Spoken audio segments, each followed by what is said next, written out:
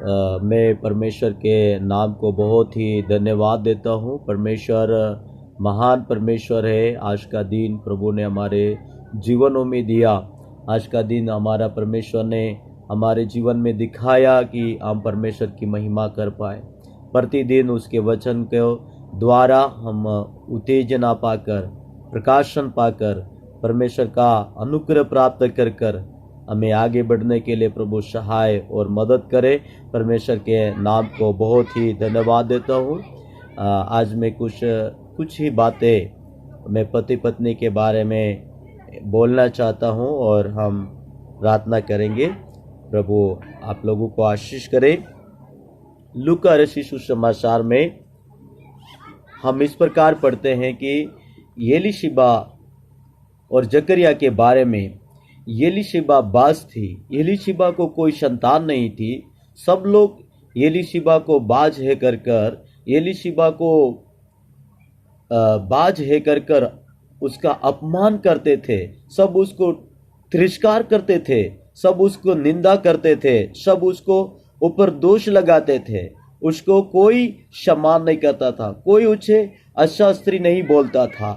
बाज को कोई भी व्यक्ति अच्छा कर कर नहीं बोलता है। सब लोग अब एलीशिबा का ये जीवन के एलीशिबा को क्या करते थे, यानी कि अपमान करते थे। परंतु जकरिया अपनी पत्नी एलीशिबा के लिए अपमान नहीं किया। उसने उसको तिरस्कार नहीं किया। उसने उसको ठुकारा नहीं।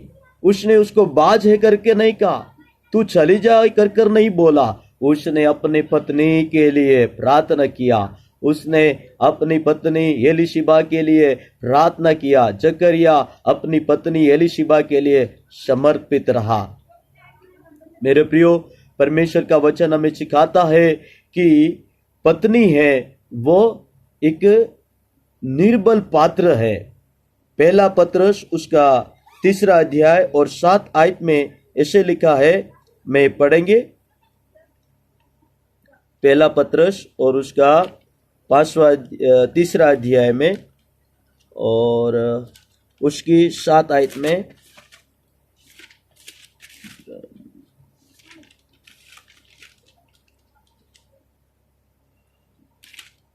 तीन का 7 में लिखा है, वैसे ही हे पतियों, तुम भी बुद्धिमानी से पत्नियों के साथ जीवन निर्वाह करो और स्त्री को निर्बल पात्र जानकर उसका आदर करो, यह समझकर कि हम दोनों जीवन के वरदान के वारिस हैं, जिससे तुम्हारी प्रार्थनाएं रुक न जाए।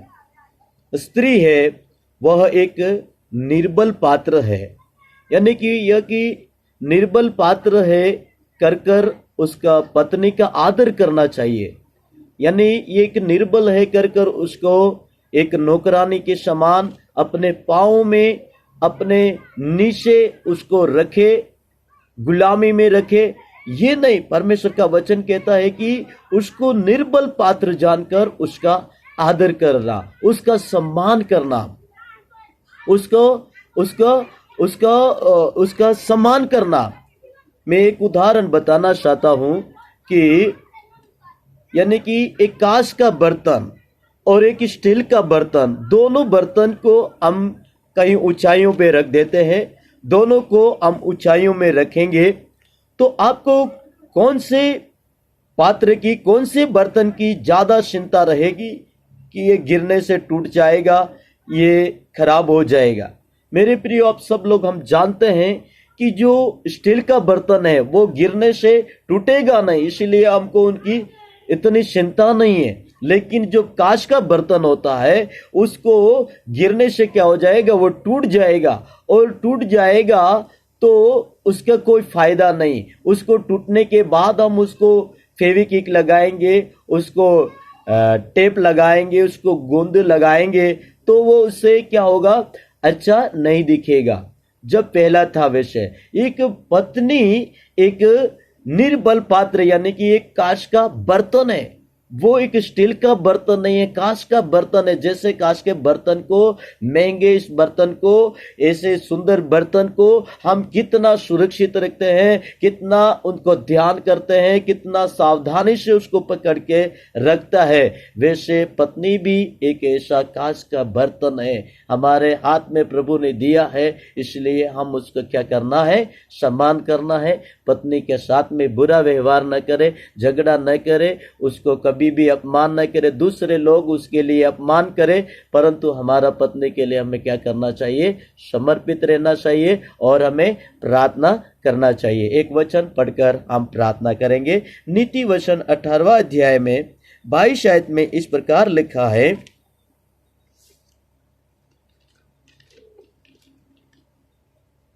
नीति वचन 18वां अध्याय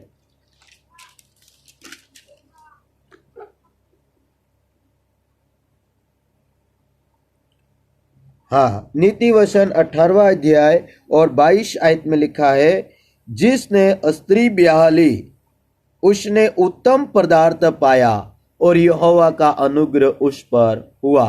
मेरे प्रियो, बाइबल बताती है नीति वचन 18वां अध्याय 22 आयत में कि जिसने शादी की, जिसने ब्याह किया, जिसने विवाह किया, उसने उत्तम पदार्थ पाया है। यानी कि पत्नी के साथ में हमें शादी किया, जोड़ा किया, उससे विवाह किया, तो ब्याह लिया है, तो हमने क्या पाया है, उत्तम पदार्थ पाया है। कैसा पदार्थ पाया है, उत्तम पदार्थ है, उत्तम वाना, उत्तम चीज को, उत्तम पदार्थ को हमने पाया है और परमेश्वर का अनुग्रह हुआ। हालेलुया।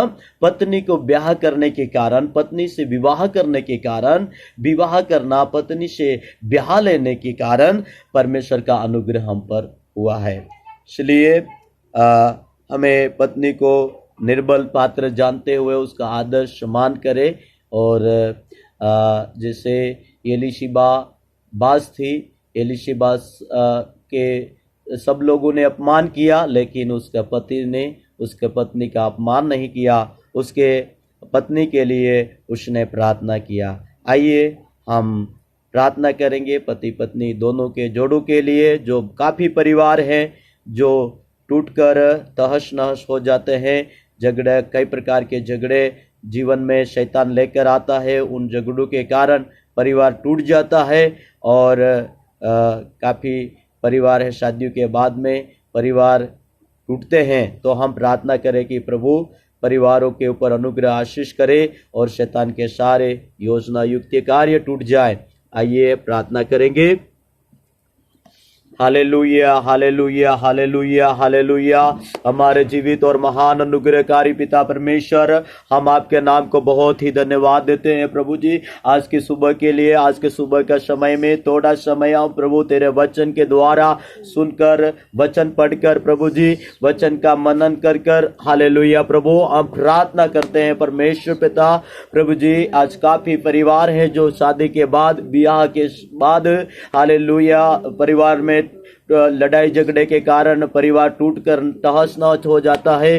परमेश्वर, हम प्रार्थना करते हैं परमेश्वर, आपके पास आते हैं प्रभु जी, और पति पत्नी के लिए प्रार्थना करते हैं, दोनों के जोड़ों के लिए प्रार्थना करते हैं। दोनों के बीच में कार्य करने वाली जादू मंत्र टोना अंधकार की सारी शक्तियों को, शैतान की ताकतों को हम तोड़ देते हैं प्रभु। लड़ाई झगड़ा कराने वाली दुष्ट अंधकार का शक्तियों को यीशु के नाम में तोड़ देते हैं परमेश्वर पिता। दोनों पति पत्नी एकता में, प्रेम में रहने के लिए और आपका भय मानते हुए आपकी सेवा में समर्पित रहने के लिए प्रभु पति पत्नी के ऊपर आशीष कीजिए प्रभु, उनकी सहाय कीजिए, मदद कीजिए। दोनों परमेश्वर मिलकर आपकी महिमा करने पाए, आपकी सेवा करने पाए, आपके कार्यों में प्रभु जी, आपके भले कार्यों में प्रभु जी हाथ बढ़ाने वाले बने, और प्रभु जी आपके लिए जीवन बिताने वाले बने, आपके राहों में चले, आपका भय माने परमेश्वर। हम प्रार्थना करते हैं शैतान के द्वारा इनके ऊपर खड़ा किया हुआ युक्तियों को हम यीशु के नाम में तोड़ देते हैं।